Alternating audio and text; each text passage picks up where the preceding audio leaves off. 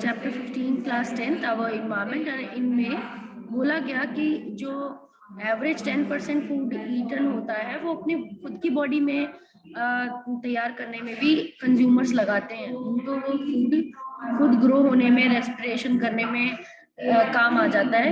And therefore सिर्फ अब 10% उनकी बॉडी में बचता है जो अगर कोई और उन्हें खाएगा तो उन तक पहुंचेगा।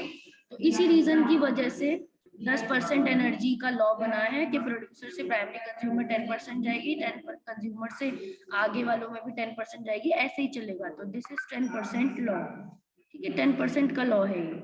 लोअर लेवल से हायर लेवल में 10% एनर्जी जाती है।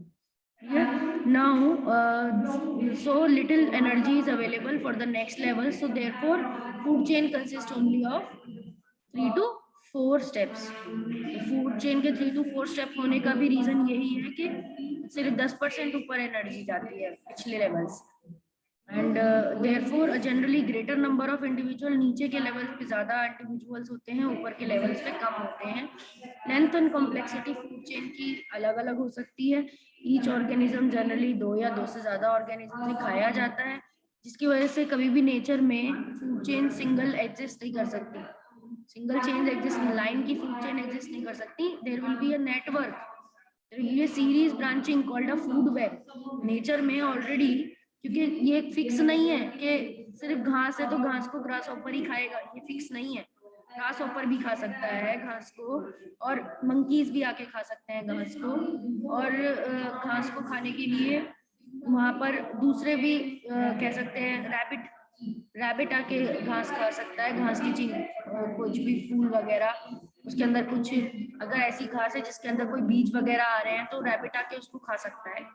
And this is the thing, एक चीज जनरली हर ऑर्गेनिज्म फूड चेन में 2 या 2 से ज्यादा तरह के ऑर्गेनिज्म से खाया जाता है, इसीलिए से स्ट्रेट लाइन की फूड चेन नहीं होती। नेचर में क्या होते हैं, फूड वेब्स होते हैं। तो ये भी एक रीजन है why in nature the food chains is not there, और फूड चेन्स आइसोलेशन में एग्जिस्ट। फूड चेन तो है पर आइसोलेटेड फूड चेन्स नहीं होंगी। आइसोलेटेड मतलब फिक्स ये नहीं होगा कि grass hopper, frog, snake, fix ये नहीं होगा, ठीक है। तो ग्रास हॉपर को भी कई और सारी चीजें खा सकती हैं, और फ्रॉग और भी चीजों को खाता है, इरिस्पेक्टिव ग्रास हॉपर दूसरी चीजों को भी खाता है फ्रॉग। हर लेवल पे यानी there are different kinds of organism, therefore food web बनते हैं। क्या बनते हैं नेचर में? फूड वेब बनते हैं। क्लियर हो रहा है? Yes ma'am. नेक्स्ट पॉइंट आ जाएंगे हम इसमें।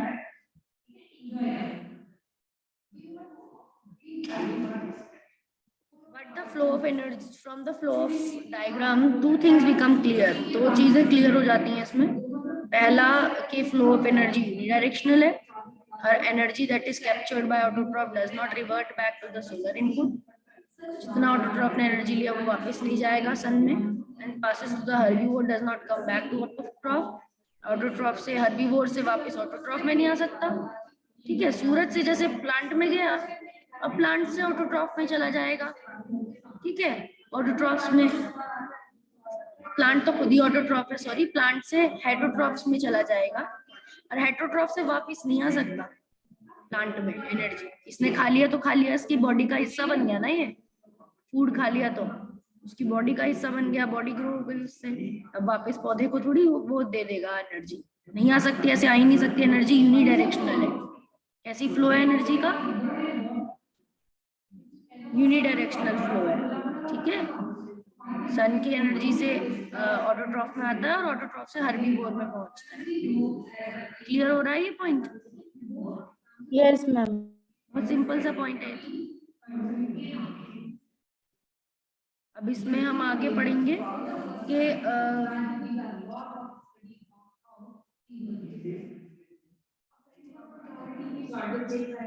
that it moves progressively through various trophic levels. There is no longer available to the previous level. Second, ये पहला पॉइंट हो गया कि आगे आगे के ट्रॉफिक लेवल में it is always going forward, कि autotrophs, primary consumers, secondary consumers and tertiary consumer, it is always moving forward energy. कभी भी बैकवर्ड्स नहीं आएगी, हायर ट्रॉफिक लेवल्स में ही जाएगी। सेकंड पॉइंट क्या है, energy available at each trophic level get diminished progressively. ऊपर जाते जाते लॉस ऑफ एनर्जी की वजह से एनर्जी कम भी होती जा रही है, जैसे जैसे ऊपर जा रही है उसका लेवल भी क्या होता जा रहा है, कम। तो इसलिए फूड चेन भी अनलिमिटेड नहीं चल सकती, फूड चेन भी 3-4 लेवल तक ही चलती है। Another interesting aspect of food chain is how unknowingly some harmful chemicals enter your body. एक और चीज जो यहाँ पर देखने वाली बात है कि अननोइंगली बहुत सारे और चीजें केमिकल्स आपकी बॉडी में आते रहते हैं, किसी भी लेवल के थ्रू आए हो।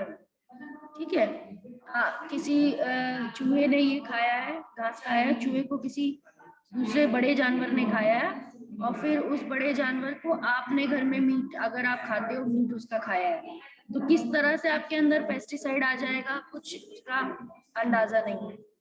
ठीक है, तो अगर हम इसीलिए बोलते हैं हम वेजिटेरियन लाइफस्टाइल इसीलिए अच्छा होता है कि उसमें जो लेवल होगा डीडीटी का कम होगा एज कम्पेयर टू अगर हम मीट खाते हैं या दूसरे प्रोडक्ट खाते हैं, उनके अंदर होगा जो डीडीटी का लेवल। तो बायोलॉजिकल मैग्निफिकेशन इसी को कहते हैं कि फूड चेन में खाने के बाद आते आते आते आते लेवल्स उन चीजों के बढ़ जाते हैं। इसलिए जो सबसे लोअर लेवल के खाने खाता है वो मतलब कम, क्योंकि वॉशिंग वगैरह भी होती है, अच्छे से कुकिंग भी होती है फूड की, तो उसमें कम अमाउंट में केमिकल्स होंगे। ठीक है, फर्स्ट लेवल पे खा रहे हैं and you one of the reason is the use of several pesticide and other chemicals to protect our crop from the diseases and pest. हम क्यों इतना केमिकल्स यूज कर रहे हैं, बिकॉज डिजीज और हम लोगों को इंक्रीज करना है बस प्रोडक्टिविटी, और पेस्ट से और डिजीज से बचाना है पौधों को, हम ये सोचते हैं, पर हम ये नहीं देखते कि उसके चारों तरफ हमें कितने बाकी चीजें साइड इफेक्ट्स हैं। सॉइल भी पोल्यूट हो रही है, एयर भी पोल्यूट होती है, और हमारे अंदर भी केमिकल आते हैं, हमें भी बीमारियां होने लगती हैं, अलग अलग तरह की हार्मोनल इम्बैलेंसेस और सब चीजें। तो इसका मतलब ये है कि पॉल्यूशन होती है केमिकल की खेती से, इसीलिए हमें ऑर्गेनिक फार्मिंग वाली खेती पे जोर देना चाहिए। One of the these chemicals either way washed out down from the soil or into water bodies. From these soils they are absorbed by plant along with the water and mineral, and from the water bodies they are taken up by aquatic plants. तो ये पहले तो खेतों में डलते हैं, पर जब बारिश होती है या फिर बहुत ज्यादा रेन्स हो गई या कहीं पर हमने ओवर इरिगेशन कर दी, तो पानी बहकर आसपास के तालाब में जाकर वहां एक्वाटिक प्लांट्स में चला जाता है, तो इट इज ट्रांसफर्ड। नाउ इसके आगे एक पिरामिड बना हुआ है, वो देखेंगे हम, और उसके बाद आप पढ़ोगे, मैं यहाँ से म्यूट कर दूंगी, यहाँ पे बहुत वॉइस आ रही है। ठीक है, तो पिरामिड में आपका सनलाइट, प्रोड्यूसर्स, हर्बीवोर्स, कार्निवोर्स और टॉप कार्निवोर्स, ये फूड वेब का, और दिया ऊपर फूड वेब का डायग्राम ऊपर है, यहाँ पर नीचे फ्लो का डायग्राम, एनर्जी फ्लो का diagram.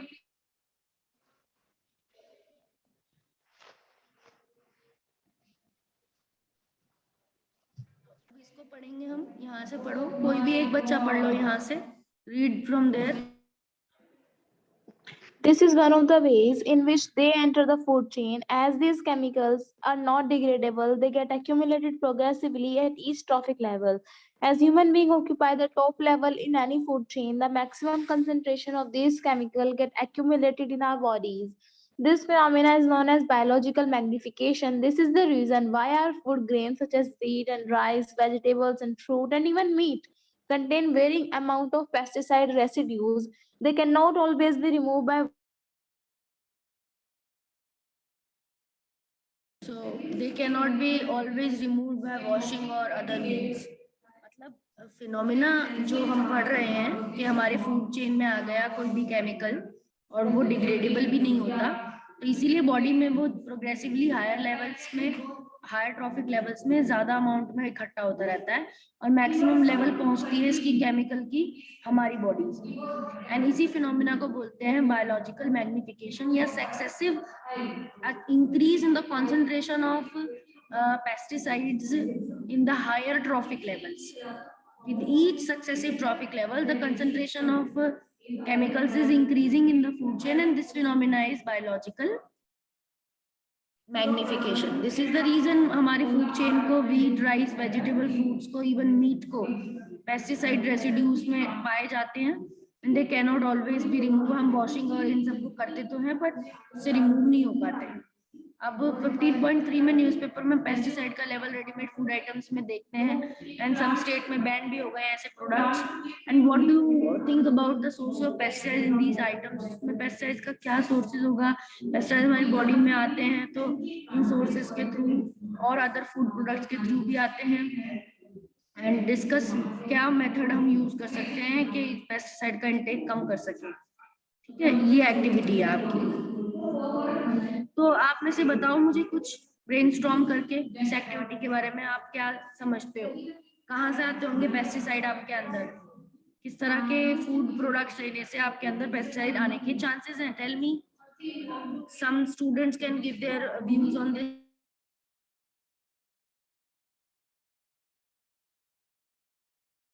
Yes, tell me how the pesticide can enter in your body.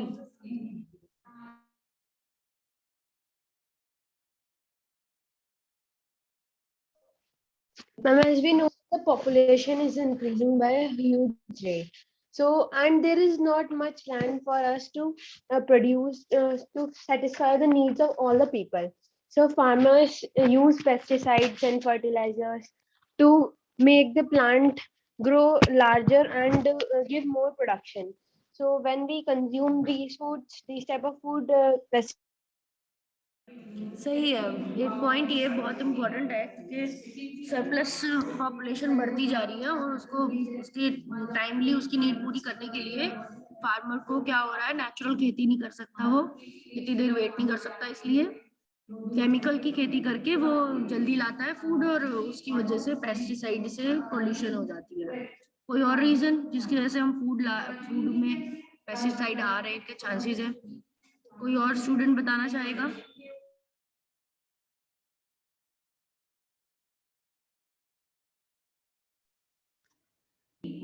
Tell me, give your views कि किस तरह से इसमें बोला है डिबेट करना है ग्रुप में आपको। अगर आप डिबेट नहीं करते तो कुछ तो आप चीजें कर सकते हो, कुछ पॉइंट्स बता सकते हो कि पेस्टिसाइड कैसे आते होंगे फूड चेन में। एक रीजन तो यही हो गया फार्मिंग की प्रैक्टिस की वजह से जो कि ज्यादा फूड प्रोड्यूस है। दूसरा क्या रीजन हो सकता है इसमें? और भी क्या बताया था? मैम रेडी एयर से पेस्टिसाइड मैम लेवल एयर से फूड हम एयर आइटम्स, ये इनहेल क्या था? करते आप हैं। क्या बताओ? मैम एयर से, जैसे हम एयर को इनहेल करते हैं तो उसमें बहुत सारे केमिकल्स वगैरह एयर से आते पोल्यूशन की वजह से हैं, इंक्रीज सही हो बात रहे है हैं। कि एयर में भी क्योंकि हम इतना सारा लेवल में एग्रीकल्चर में भी स्प्रे तो कर ही रहे हैं, फिर वो एयर में तो उड़ता ही है और एयर सर्कुलेट होती रहती है, प्लस एयर पोल्यूशन भी होता है कि एयर पोल्यूशन में भी गैसेस वगैरह आती हैं फ्यूल के बर्निंग से, उसके फॉर्म में भी पॉल्यूटेंट तो हमारे अंदर जा रहे हैं। और पैक्ड फूड की बात कर रहे थे यहाँ पे हम, रेडीमेड फूड आइटम्स, उनके अंदर भी प्रिजर्वेटिव्स के फॉर्म में डाले जाते हैं कुछ ऐसे केमिकल्स जो उनको ज्यादा देर दिनों तक क्या रखें, सही रखें, तो वो भी क्या है, खराब है, वो भी हमारी बॉडी के लिए अनहेल्दी होते हैं।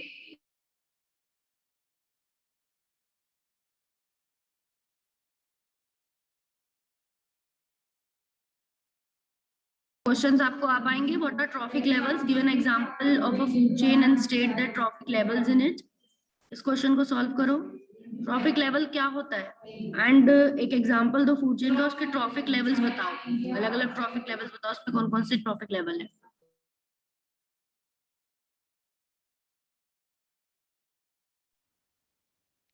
Ma'am, trophic levels are, I think, steps in the food chain from where transferring of energy takes place.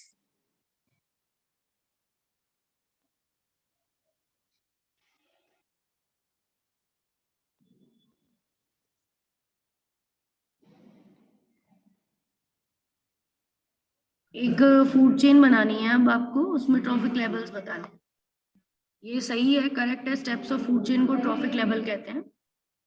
आगे एग्जांपल देके फूड चेन का और फिर उसके ट्रॉफिक लेवल्स बताने हैं। Ma'am, like grass comes in the first trophic level in producers. Then some insects or rodents eat that grass, that is primary consumers. Then mouse eat those rodents or insects. Then come secondary consumers. And finally, the eagle or kite ate that mouse, those mouse. Then comes tertiary. First, second, third, and fourth.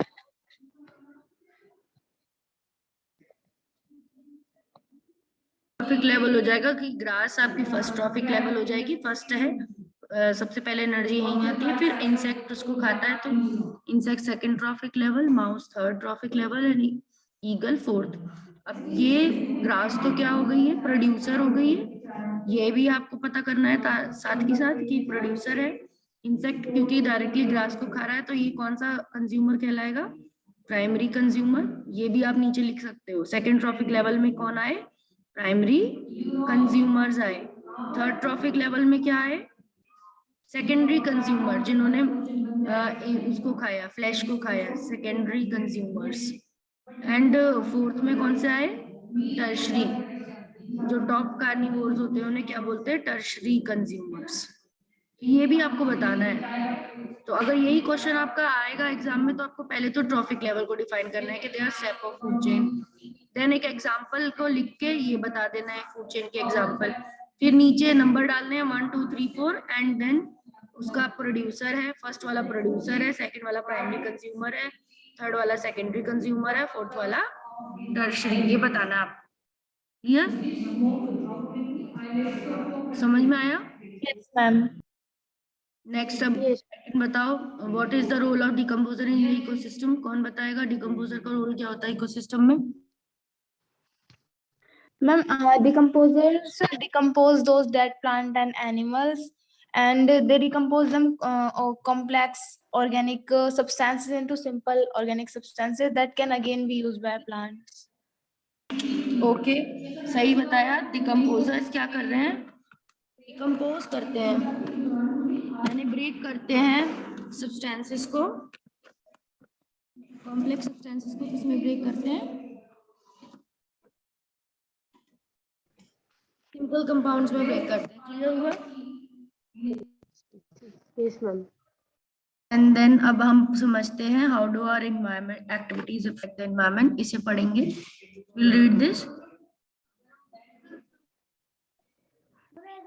Decompose करने के बाद एक और चीज भी add कर सकते हैं उसमें, न्यूट्रिएंट साइक्लिंग करना। डिकम्पोज करने के बाद मेन कर क्यों रहे हैं, क्योंकि उसको क्या करनी है, न्यूट्रिएंट साइक्लिंग। क्या करनी है, Nutrient cycling. जो डेड बॉडी में जो भी मिनरल्स हैं उसे वापस सॉइल में डालना है, इस वजह से वो कर रहे हैं। ये वाला पढ़ना है अब, ठीक है, ओजोन डिप्लीशन, ये point.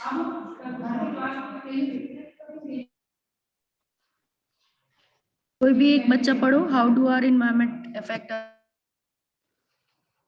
Okay, ma'am. We are an integral part of the environment. Changes in the environment affect us, and our activities change the environment around us. We have already seen in class 9 how our activities pollute the environment. In this chapter, we shall be looking at two of the environmental problems in detail. That is depletion of the ozone layer and waste disposal. Ozone layer depletion and how it is getting depleted. Ozone, O3 is a molecule formed by 3 atoms of oxygen, while O2, which we normally refer to as oxygen, is essential for all aerobic forms of life. Ozone is a deadly poison. However, at higher level of the atmosphere, ozone performs an essential function. It shields the surface of the earth from ultraviolet radiation from the sun. This radiation यहाँ is पर हमको ये पता चल गया है ozone एक तरह से हमारी शील्ड की तरह है, बट ओजोन अब हमारी एक्टिविटीज की वजह से, पॉल्यूशन की वजह से डिप्लीट होती जा रही है। ओजोन वैसे अगर नॉर्मली हमारे ट्रोपोस्फेयर में अगर बनने लगे तो पॉइजन है हमारे लिए, बिल्कुल नियर एटमॉस्फेयर, पर अगर ऊपर रहती है ये स्ट्रेटोस्फेयर लेवल पे बनती है और तब वो हमारे लिए हेल्पफुल है, एसेंशियल है, क्योंकि अर्थ को पूरा प्रोटेक्ट करके रखती है यूवी रेज से, यूवी रेज को अंदर नहीं आने देती है, from ultraviolet rays protect us and this radiation, क्योंकि ये रेडिएशन बहुत डैमेजिंग है, अल्ट्रावायलेट रेडिएशन स्किन के अंदर डैमेज करके हमें कैंसर वगैरह कर सकती हैं। एंड ओजोन हायर लेवल पे एटमॉस्फेयर में प्रोडक्ट है, यूवी से बनती है ये, ऑक्सीजन का जो यूवी रेज ऑक्सीजन पे जब पड़ती हैं तो नीचे दो रिएक्शन दिए हुए हैं, O2 टूटती है सिंगल ऑक्सीजन एटम्स में, और वो एक उनमें से एक एटम ऑक्सीजन से जुड़ जाता है, डायटोमिक ऑक्सीजन से, और ओजोन का मॉलिक्यूल बन जाता है। तो ऐसे बनती है ये, पर ये बनती कहाँ है? स्ट्रेटोस्फेयर लेवल पे बनती है। एटमॉस्फेयर के भी तो लेवल्स है ना, ट्रोपोस्फेयर सबसे नीचे का, स्ट्रेटोस्फेयर, मीजोस्फेयर, ऐसे करके लेवल्स हैं। तो मिडल वाले में बनती है स्ट्रेटोस्फेयर में ये, ठीक है, 18 किलोमीटर्स, सॉरी नॉट 18, 20 किलोमीटर्स तक। And the amount of ozone in the atmosphere began to drop sharply.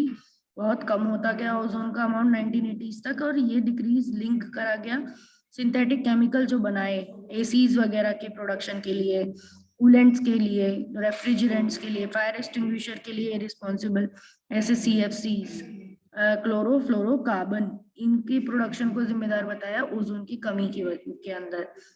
तो 1987 में इसीलिए बहुत जरूरी हो गया एक प्रोटोकॉल लाना। यूनाइटेड नेशन एनवायरनमेंट प्रोग्राम ने, जो एनवायरनमेंट के लिए यूनाइटेड नेशन का एक वो है, कमेटी है, वो उन्होंने एक प्रोटोकॉल लाया, उस पे साइन हुए बहुत सारे कंट्रीज के, कि हमें 1987 के लेवल तक ही ओजोन को डिप्लीटिंग सब्सटेंसेस के उसको एमिशंस को फ्रीज करना है, यहीं तक रोकना है हमें, इसके आगे नहीं बढ़ाना है। CFC का प्रोडक्शन, ऐसी चीजें जो CFC के लेवल को बढ़ाती हैं उनको बिल्कुल बैन कर दो, उनको बंद कर दो। तो ये सारी मैन्युफैक्चरिंग कंपनियां जो CFC बनाती हैं, रेफ्रिजरेटर बनाती हैं, उनके लिए फॉलो करना मॉन्ट्रियल प्रोटोकॉल बहुत जरूरी है। इसे मॉन्ट्रियल प्रोटोकॉल भी कहते हैं।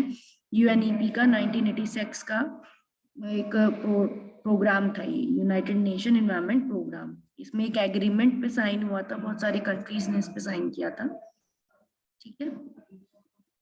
Find out no library internet newspaper reports which chemicals are responsible for depletion of ozone. Ozone के लिए ये CFC जो होता है ये कौन से चीजों से बनता है, ये देखना है आपको इंटरनेट पे सर्च करके, किस चीज से बनता है। Find out the regulations in the place control for immunisation, और कौन इस मॉन्ट्रियल प्रोटोकॉल में या UNEP के प्रोटोकॉल में क्या क्या कंट्रोल बताए गए हैं, केमिकल को कैसे कंट्रोल किया जा सकता है, और क्या क्या रेगुलेशंस हैं, ये देखना है आपको, जिससे कि डैमेज ओजोन के लिए कम हो जाए। एंड इसकी वजह से, करने की वजह से, लागू करने के ओजोन में कुछ चेंज आया है कि नहीं आया, उसका होल थोड़ा सा बढ़ा है कि नहीं बढ़ा, या कम हुआ है कि नहीं हुआ। अब जब आपको पता है कि कोरोना के टाइम में जब ज्यादा लॉकडाउन वगैरह था, कोई भी इधर उधर नहीं जा रहा था, लोग बाग जाते नहीं थे, रूम में रहते थे घरों में, तब क्या हो गया था, ओजोन का जो था, ओजोन का होल भर गया था वहां पर, उसकी लेवल बढ़ गई थी अपने आप ही। इसका मतलब ह्यूमन एक्टिविटीज की वजह से ही रिलेटेड है वो। तो अगर लोगों को सब्स्टिट्यूट ढूंढने पड़ेंगे, हम ये तो नहीं कहते कि लोग अपना लाइफस्टाइल वो कर रहे हैं, बट हमें कुछ ऐसे सब्स्टिट्यूट ढूंढने पड़ेंगे जो CFC को ना यूज करके दूसरे सब्सटेंसेस को यूज करें, और जिससे कि हाँ, इलेक्ट्रिक व्हीकल, इलेक्ट्रिक हम व्हीकल, इलेक्ट्रिक हाँ, कुछ ऐसे अप्लायंसेस जो एयर कंडीशनिंग के लिए भी अलग तरीके की गैसेस यूज करते हैं, CFCs नहीं यूज करते, वैसी चीजें। And managing the garbage we produce, ये आपको हमने थोड़ा सा वीडियो से ही, PPT से समझा दिया था कि वेस्ट दो तरीके का है, बायोडिग्रेडेबल, नॉन बायोडिग्रेडेबल। तो कुछ वेस्ट अगर हम डंप करते हैं तो वो बायोडिग्रेड हो जाता है, क्योंकि उस पर स्पेसिफिक इंजाइम्स एक्शन के थ्रू उसे बायोडिग्रेड कर देती, ब्रेक कर देती है, माइक्रोब्स की एंजाइम्स, और वो नॉर्मली फिर आराम से किसमें, सॉइल में ब्रेक डाउन होके मिल जाता है। बट कोल, जो फॉसिल फ्यूल है, और कुछ ह्यूमन मेड मटेरियल जैसे प्लास्टिक और कांच की चीजें, मेटल्स की चीजें, ये नहीं हो सकती फिजिकल प्रोसेस से, ये हीट से जलाई जाती है। और जलाने पे भी क्या होता है, हमें इन्वायरमेंट का वही रहता है, पॉल्यूशन ही रहता है। तो इस वजह से हम नॉन बायोडिग्रेडेबल चीजों से बहुत परेशान हैं, हमें वेस्ट के लिए कोई और टेक्निक यूज करके उन्हें सही करना पड़ रहा है, मैनेज करना पड़ रहा है। एंड बायोडिग्रेडेबल के लिए क्या है, इजीली वो उसे बरी कर दो जमीन में तो वो सही हो जाता है, उसमें मिल जाता है जमीन में, नॉन बायोडिग्रेडेबल नहीं मिल पाता। तो इस तरह का आपको इकोसिस्टम पे बुरा असर पड़ता है नॉन बायोडिग्रेडेबल वेस्ट का। क्लियर?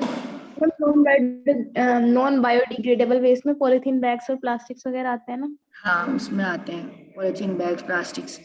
अब आपको भी यहाँ पर भी एक एक्टिविटी, इंटरनेट को यूज करके और जानो आप बायोडिग्रेडेबल और नॉन बायोडिग्रेडेबल बारे में, एंड कितना टाइम लगता है नॉन बायोडिग्रेडेबल चीज को एनवायरनमेंट में नॉर्मली लास्ट होने में, ये भी जानो, सर्च करके देखो। एंड दीज डेज नई तरह की प्लास्टिक यूज हो रही है जो बायोडिग्रेडेबल प्लास्टिक है, उसके बारे में सर्च करो and find out more such material, ऐसे मटेरियल्स को जो इन्वायरमेंट को इको फ्रेंडली मटेरियल्स, उनके बारे में सर्च करके आपको देखना है। ये कुछ क्वेश्चंस है, ये आपको करने हैं, तो ठीक है। होते हैं। आज का होमवर्क यही है, ये आपको एक्टिविटीज देखनी है, इंटरनेट से करनी है, क्योंकि और ये क्वेश्चन आपको कॉपी में करने हैं 262 पेज के, ठीक है। Okay ma'am. फिर आपका ये लास्ट टॉपिक रह जाएगा, फिर ये चैप्टर आपका फिनिश है। ओजोन कैसे इफेक्ट करती है किसी इकोसिस्टम में, तो ये हम कल की क्लास में इसे ले लेंगे, ठीक है। मैम फिर केमिस्ट्री। केमिस्ट्री भी पढ़ लेंगे इसके बाद इसको फिनिश करके, ठीक है। यस।